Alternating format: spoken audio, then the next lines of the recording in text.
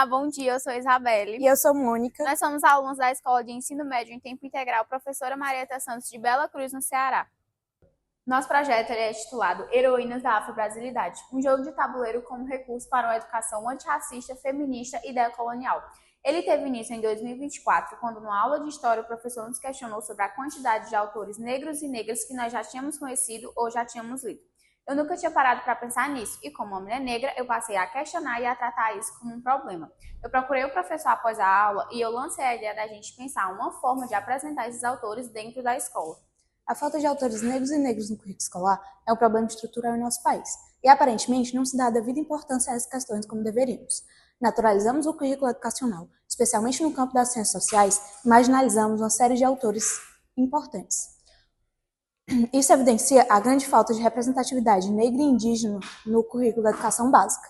O sociólogo Aníbal Quijano cunhou o termo colonialidade para se referir a um conjunto de relações sociais, políticas, econômicas e culturais, que têm suas raízes nos processos de colonização e que perduram para além desse período. Daí a necessidade de uma educação decolonial, que traga para as escolas autores e autoras negros, negras e indígenas, que por muito tempo foram subalternizados do sistema da educação básica. Após os estudos bibliográficos, nós passamos para a construção do jogo e decidimos por um jogo de tabuleiro. Portanto, o nosso objetivo é desenvolver e aplicar um jogo de tabuleiro nas salas de aulas da primeira série do ensino médio, visando uma educação antirracista, feminista e decolonial, dando destaque para as mulheres negras e indígenas que foram subalternizadas por séculos. Porque, segundo Chimamanda Ngozi, o problema do nosso currículo é porque ele nos apresenta apenas uma história única, e toda história única ou ela é falha ou ela apresenta apenas uma perspectiva.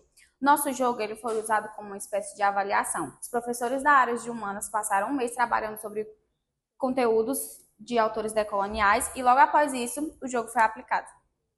Para iniciar, nós passamos pelas salas das primeiras séries, aplicando um diagnóstico.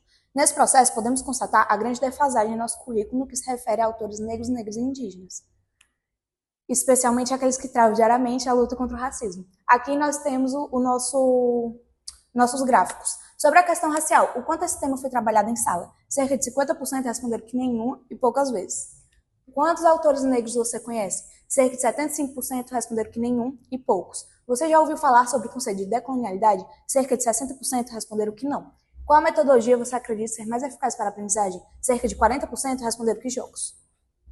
Nosso projeto ele passou por mais duas fases. Na primeira fase do projeto, nós apresentamos os jogos em todas as salas de aulas da primeira série do ensino médio e depois dando um tempo para que eles jogassem. Em seguida, nós decidimos sair dos muros da escola. Fomos na Secretaria de Educação do município, apresentamos o jogo para os professores de história e deixamos uma cópia do mesmo para que eles pudessem utilizar e, em seguida, nos darmos um retorno sobre a relevância do jogo dentro de sala de aula. Essa tabela é um resultado dos dados que colhemos. Sobre a temática do jogo, cerca de 84% acharam relevante e muito relevante. Sobre os conceitos apresentados, cerca de 73% acharam relevante e muito relevante. Sobre a pesquisa, cerca de 81% acharam relevante e muito relevante. E sobre o jogo, 100% acharam relevante e muito relevante.